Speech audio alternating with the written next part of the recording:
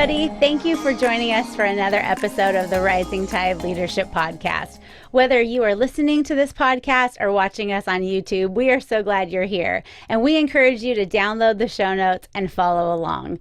My name is Amber Jordan, and as always, I am here with Dr. Michael David Morales, aka Mo.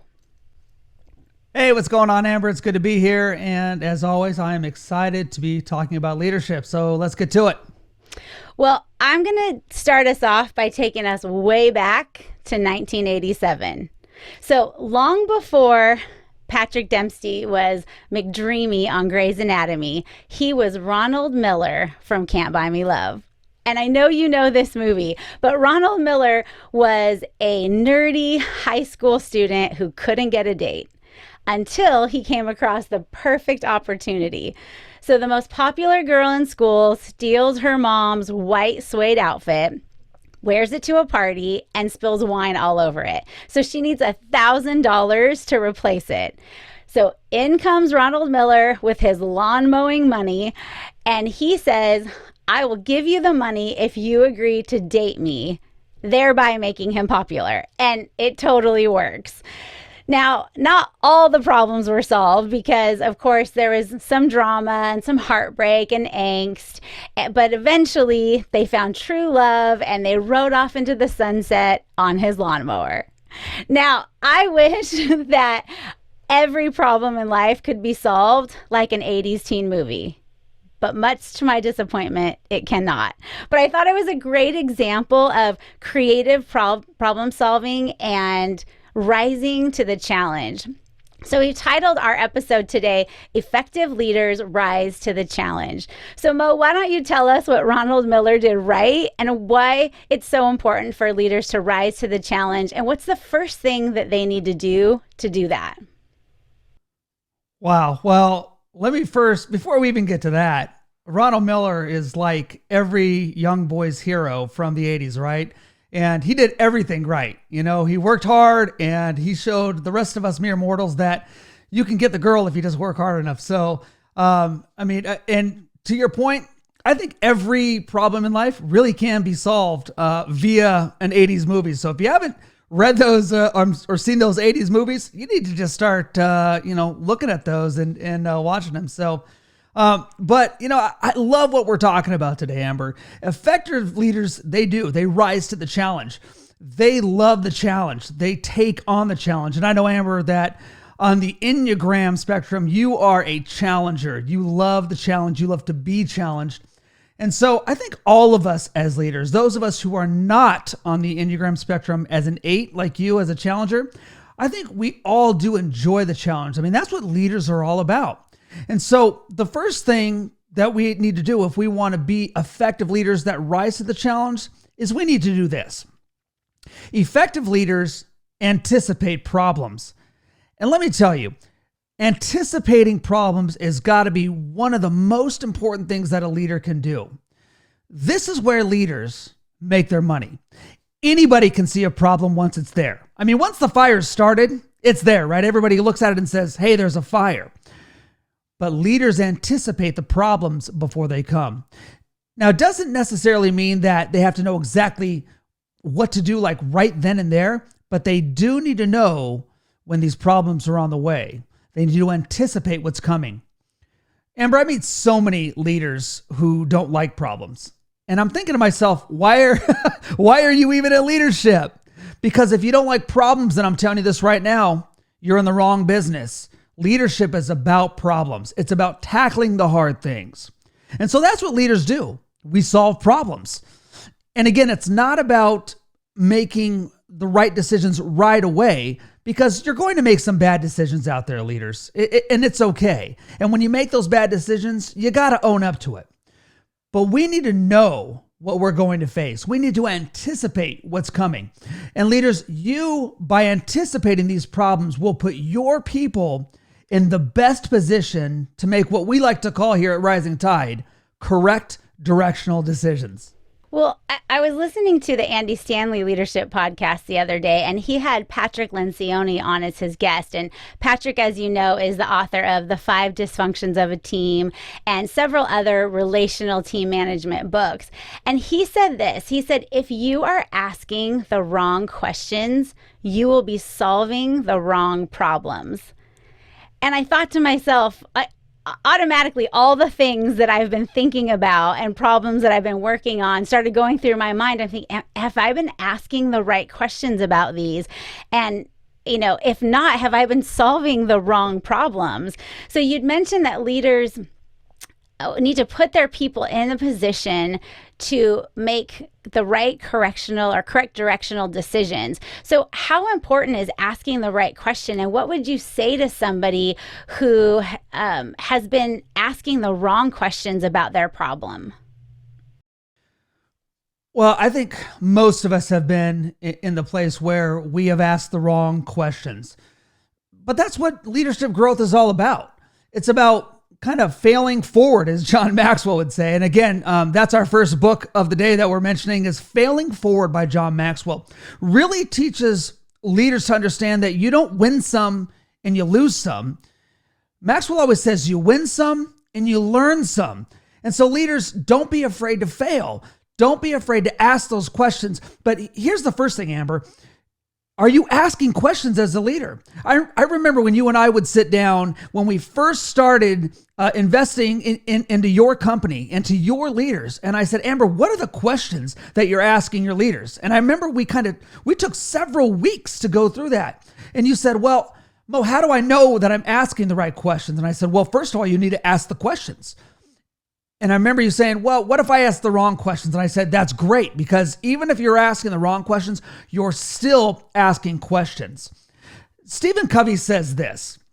He says, to paraphrase Peter Drucker, effective people are not problem-minded, they're opportunity-minded.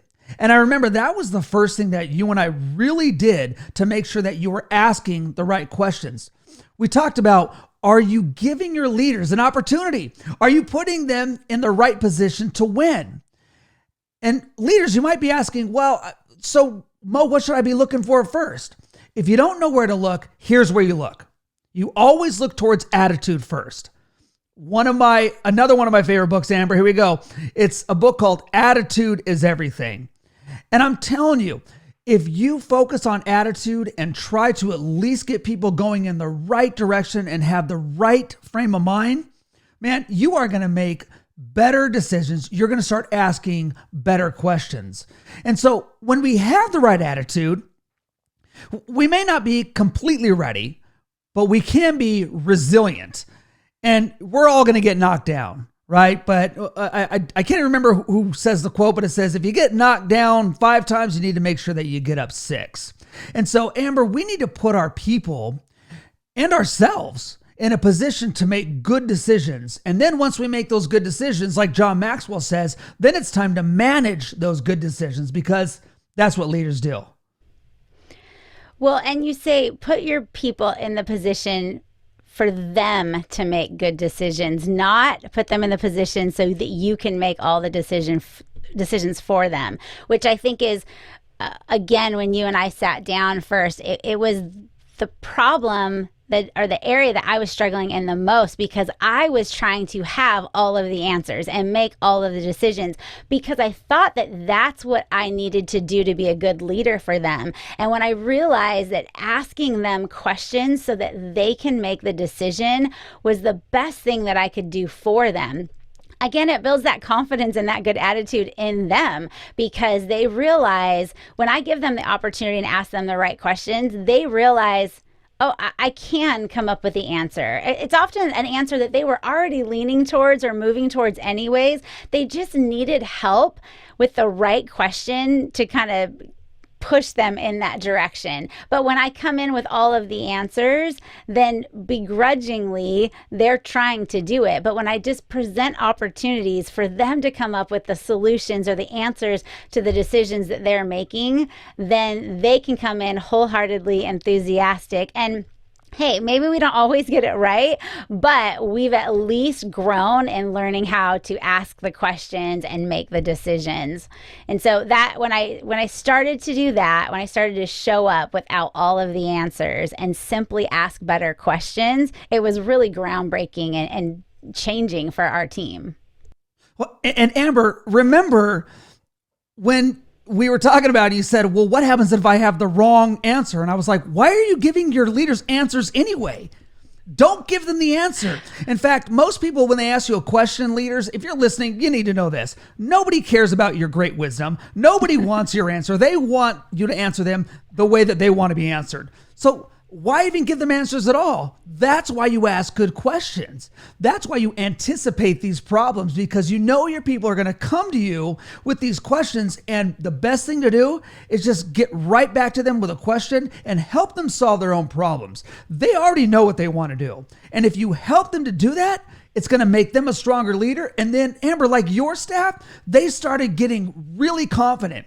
And they all of a sudden didn't come to you for all the answers, right? They were coming to you and they were saying, Amber, this is what was going on. And this is how I dealt with it. What do you think? And then they were asking the good questions. Okay, Mo, so after leaders anticipate the problem, what's next?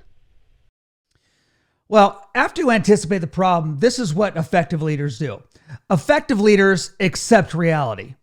Now, I know way too many leaders that put on the rose-colored glasses and they act like everything's going all right. And usually, Amber, the reason that they're doing that is because they know that they screwed up and they don't want anybody to know. And so they have to act like things are okay, right? But in fact, you can tell when things get worse because leaders just keep saying, well, we don't need to change anything. And you're thinking, yeah, we do. Because remember, your team knows when things are going good. They know when things are going bad. And leaders really aren't fooling anybody. They're only really fooling themselves. So the problem is that this kind of attitude ends up affecting the people that they're leading. It affects the people in their leadership purview, meaning this.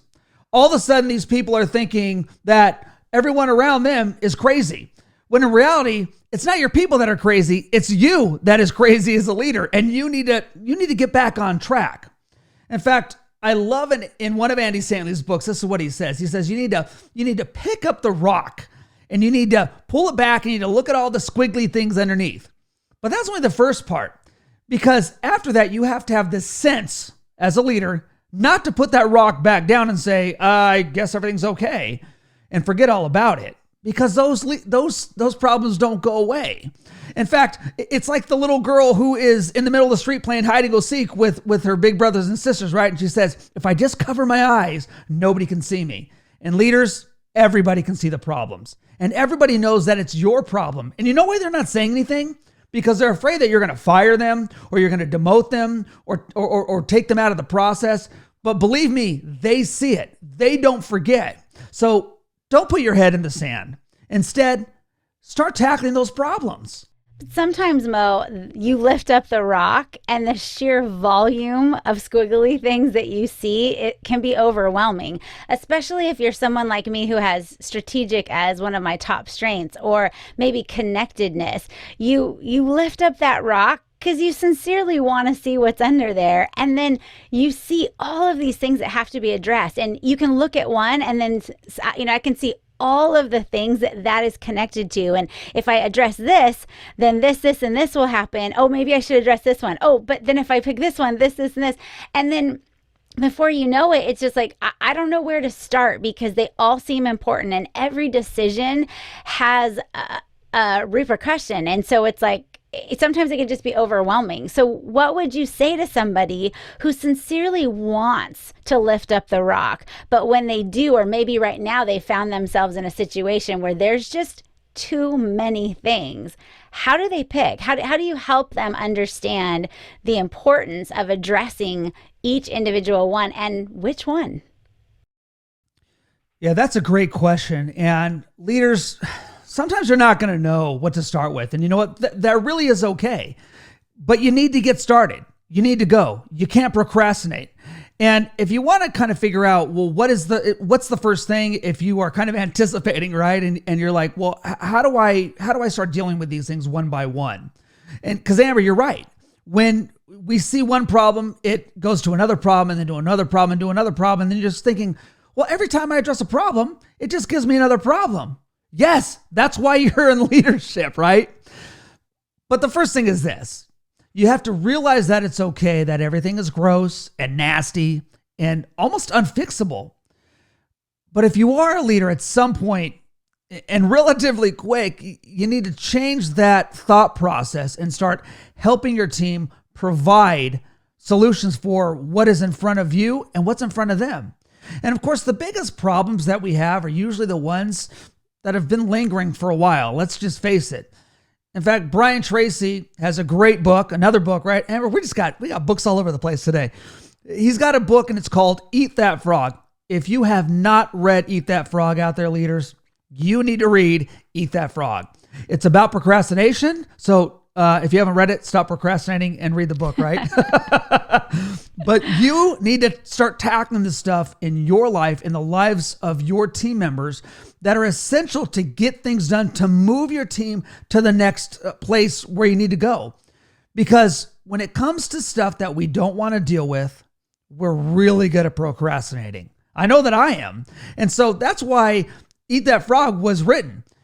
Brian Tracy says, if you got up in the morning and you knew you had to eat a frog sometime during the day, would you want to do it and get it out of the way? Or would you want to wait and think about it all day and think about it all day? Well, as nasty and gross as it is, he's saying you kind of just want to get it over with. So leaders, what are the gross and nasty things and the tough things that you have to deal with that you have been procrastinating on? You need to get those things out of your life. You need to deal with them right now. There's a guy named Desmond Tutu, and I love that name, right? And he once said this: there's only one way to eat an elephant, a bite at a time. And what he meant by this is that everything in life, it's going to seem daunting, overwhelming, sometimes even impossible to accomplish some of the things that are in front of you. But gradually, if you take your time to address one problem at a time, Amber, like you said, you're going to eventually get to the heart of the problem, and you're going to start getting these things down to the core, and you're going to make your team better. And so the problem with most people is that they try to tackle the entire problem at once. And for most of us, we just need to start, eating that elephant one bite at a time, right? We need to break it down into those small pieces. And Cheryl Batchelder, who's one of both of our favorite authors, right, Amber? She's got a great quote, and I know that this is one of your favorite quotes. And she says, if the team is not working on the real problems, they often make up work just to justify their existence. And you know what, leaders? So many people out there, and especially leaders, are doing things instead of tackling the real problems. Aren't a lot of people really just trying to justify their existence by tackling problems that don't even exist? Yeah, busy work is absolutely the killer of being effective. It keeps you feeling busy, but then you realize we're not actually getting anywhere. And, talking about procrastination, I have the opportunity to help my nephew. He's in second grade, to help him sometimes with his schoolwork. And, it's like 15 minutes worth of schoolwork, but to a second grader, that's an eternity. And so trying to get this sweet kid to sit down and just get his homework done is so hard. And I try to convince him, buddy, if we could just focus, if we could put down the toys and we can just stay, it's always like the lead breaks, or I need a different eraser, or there's always something. Smart kid. Yes, I know. There's always some way to postpone or put off or procrastinate doing the actual work. And I just dude, had we have done this from the beginning, we'd be done by now. But then I come home and then I look at, there's that problem. Okay, then let me look at this one. Oh, let me look at this one. And then I find myself trying to do anything I can to stay busy instead of just diving in to the biggest problem so that I can tackle that, like you said, piece by piece and bite by bite. So I get it. It's tough out there, leaders, but we got to do it. And that's why we're here to learn and to grow. So Mo, once a leader anticipates a problem and they accept reality, what's the third thing that they need to do? Yeah, the third and final thing that leaders can do today is this. Effective leaders apply the big picture. Leaders, you got to be about the big picture out there. This is where leaders have a chance really to separate themselves from the pack. Meaning, they need to learn what it means to view their team, not just in that situation, but in situations down the road. And Kevin Cobb always used to talk about this as the 30,000 foot view. And so we want to start elevating the view that we have of the problems that are facing our team and our companies. And with this 30,000 foot view, leaders, you give yourself a keen ability to know what's going on the ground, but also what's going on at that higher level. And these kind of leaders, they think things out and they think of all the different things that can be affecting the problem. And then they decide, how do we need to tackle these problems? And this is where experience and intuition come into play. In fact, we talked about intuition in an earlier podcast because it's so important for the leader to both see what's going on, Amber, on the ground and also at a higher altitude. Yeah, we did. We talked about it. And, even when you and I first talked about intuition, it was a challenging topic. So if you haven't had a chance out there to listen to that episode, I would encourage you to do so. And if you have questions about it or you need somebody to talk about it or bounce some ideas off of, then we'd love to have those conversations with you because that's what we do and that's what we're here for. But Mo, talk to us a little bit more about applying the big picture and how that actually impacts the success of problem solving. Yeah, I'd love to give you a great quote, Amber, and give our leaders a quote from Dale Carnegie, who is, again, one of my favorite guys to go to when talking about problem solving. And he says this: when we're not engaged in thinking about some definite problem, we usually spend about 95% of our time thinking about ourselves. And leaders, we've talked about this and talked about this. You cannot think about yourself. Your job is to think about your people who are all thinking about themselves. You're the one person on the team that can't be thinking about yourself. You need to have all your time and effort and energy spent on their problem solving and how to help them tackle those problems. And I would say that there are a lot of leaders out there, Amber, that think that they're doing a good job, but really they're probably just thinking about themselves. They're thinking about keeping their job. They're thinking about getting the raise for themselves. They're thinking about the next big thing in their lives. And all that's good and fine. I mean, you do want to move to the next level, obviously. But I always say that you have to wake up every morning ready to pour yourself out in the pursuit of adding value to others. I mean, that's what you do as a leader. That's something that a leader and only a leader can do, is focus on adding value, not just to yourself, but to your team and ultimately to the company. And that's when you're going to make yourself indispensable. You see, it's impossible to think about yourself and your people at the same time. You can only think of one or the other. You can think about yourself or you can think about others. So really, Amber, the question is, what's best for your team? And when you start thinking that way, it's actually really humbling. It really is. I mean, I think every conversation you and I have had has been about adding value to others. And to think about it, like, we actually have the opportunity and the privilege to add value to others. It's not just about being effective or productive, which is important, but they actually trust us to speak into their lives. We actually get the chance to think about them and put them first. And that's an incredible responsibility. And it is really humbling that people would even choose to give us that opportunity. And it's definitely one that we should take seriously.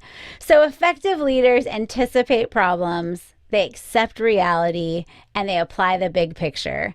And since this is such a rich and important topic, we'll actually be covering it again next week as we explore a little further. What do we do after we've applied these 3 preliminary actions to our leadership? What is it that we do next to take it to the next level? So you want to make sure that you catch next week's episode as well. But before we go, Mo, any final thoughts for us today?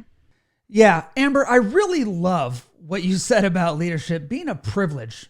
Leaders, if you're not waking up every day and understanding that leading your people is a privilege and that you should be thinking about how to serve them, then I would really encourage you to go back and ask yourself, what can I do for my leaders today?